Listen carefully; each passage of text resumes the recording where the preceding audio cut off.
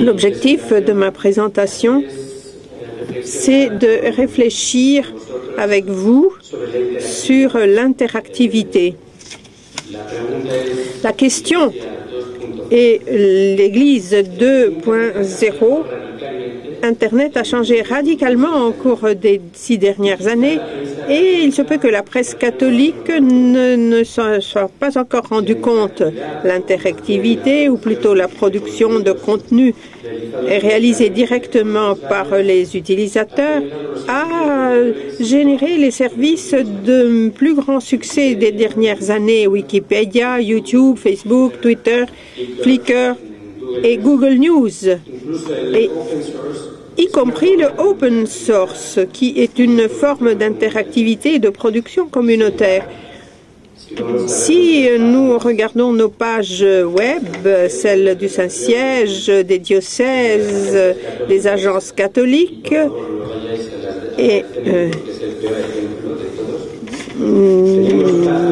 mon exemple est le pire de tous, ne consultez pas. Nous constatons qu'il y a une platitude, il n'y a pas, ou qu'il y a une interactivité absolument marginale. Tout semble indiquer que les communicateurs dans l'Église ont raté le train du Web 2.0. Et pourquoi cela? Que s'est-il passé? Il y a 2 raisons, dont la première est d'une raison de fond. Au fond, l'interactivité, le Web 2.0, devient un modèle de production de contenu, de vidéos, de photos, d'articles qui repose sur un concept relativiste. En d'autres mots, dans un contexte culturel où il n'y a pas une vérité, où chacun a sa vérité, et plus il y a de vérité, mieux cela vaut parce que plus nous allons vendre. Et ce qui compte, c'est simplement de laisser une soupape de sécurité afin que l'industrie éditoriale puisse en tirer profit. Un exemple parmi les grands succès de publication des dernières années du Saint-Siège, le père Lombardi a parlé de l'accueil de Caritas in Veritate qui a été exceptionnel, impressionnant. Jamais une encyclique n'avait rencontré autant d'intérêt dans la presse internationale. Les grands médias du monde ont publié l'encyclique tout entière.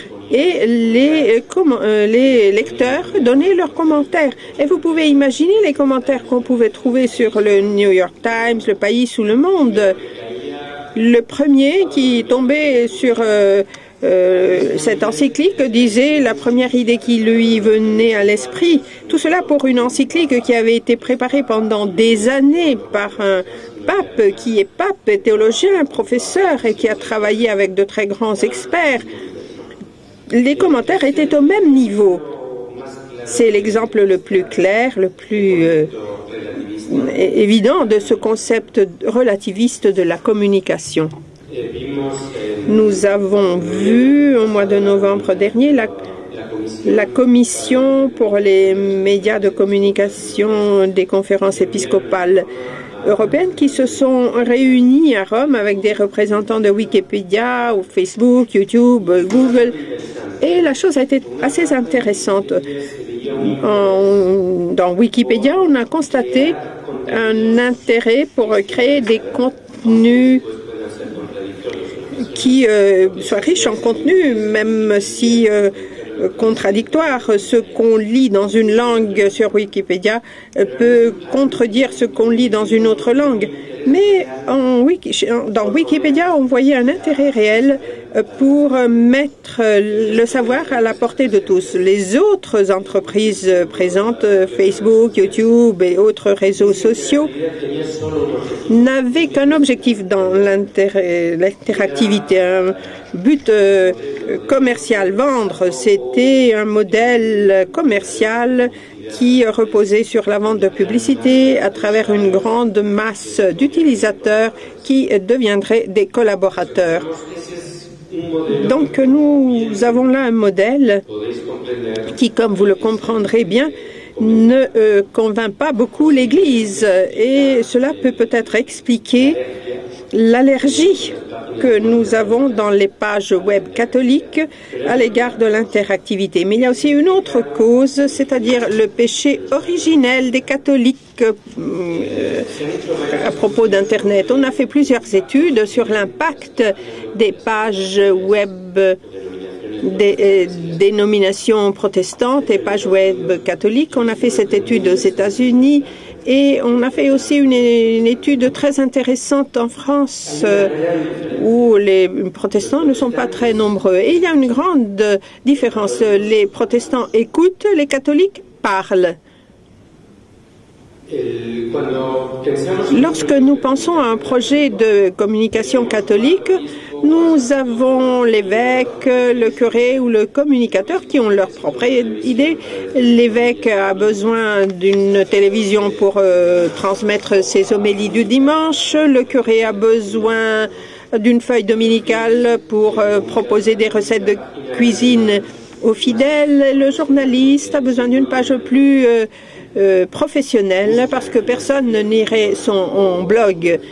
On recherche des financements ou on finance en propre et c'est tout. Nous avons résolu le problème de la communication catholique. Tout projet de communication repose sur l'écoute avant, pendant et surtout après. Dans la lettre écrite par Benoît XVI après la crise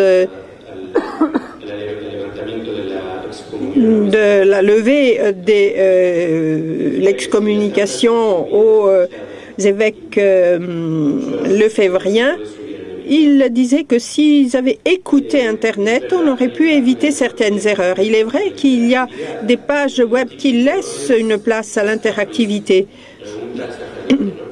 Il y a notamment la page de questions aux prêtres. Mais est-ce que les catholiques ne savent que poser des questions?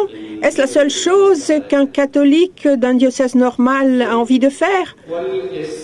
Quel est un chemin de réponse possible face à ces deux grands problèmes que nous rencontrons?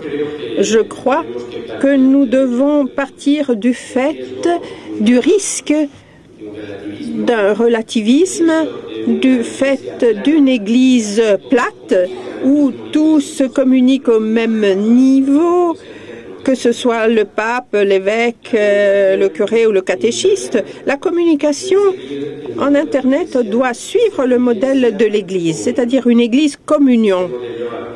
C'est le modèle évoqué par le pape Benoît XVI et auquel il consacre son pontificat. Ce n'est pas la même chose que la présence de l'évêque ou la présence du catéchiste ou la présence du communicateur et de la presse catholique. Regardez la page web d'un diocèse, celle où normalement on ne voit que les photos de l'évêque, l'histoire du diocèse et les dernières interventions. Mais dans la vie réelle, est-ce là ce qu'est un diocèse ou dans Internet, notre communication doit être un reflet de la réalité, non pas sa représentation, doit refléter ce que nous sommes. Nous communiquons ce que nous sommes. Une page web ne peut pas être l'initiative d'un bureau de communication institutionnelle d'un diocèse. Une page web, si elle est interactive, doit représenter, unifier et communiquer ce que font les évêques, ce que font les commissions diocésaines, ce que fait Caritas, ce que font les initiatives de communication catholique et les diacres. Alors l'Église commence à faire cela sur Internet. La réalité virtuelle commence à être réelle. Une chose très curieuse, c'est de voir comment l'industrie du Web 2.0 a volé à l'Église catholique son langage. L'objectif de toute initiative de Web 2.0 est de créer une communauté. L'Église crée une communauté depuis 2000 ans. Pourquoi est-ce que nous ne sommes pas capables de créer une communauté ou des communautés sur Internet? Pourquoi? Parce que notre présence sur Internet ne correspond pas à notre réalité. Ce que nous communiquons n'est pas ce que nous sommes. Lorsqu'une église communique en communion sur Internet, c'est-à-dire de manière interactive, elle fait de la communauté. Et donc, Internet n'est plus quelque chose de virtuel, mais devient une opportunité de rencontre. Et la personne qui navigue sur Internet, lorsqu'elle entre sur le média catholique, pourra parvenir à la rencontre et trouver une porte ouverte selon ses besoins, ses aspirations, Caritas, la chorale interdiocésaine, la paroisse.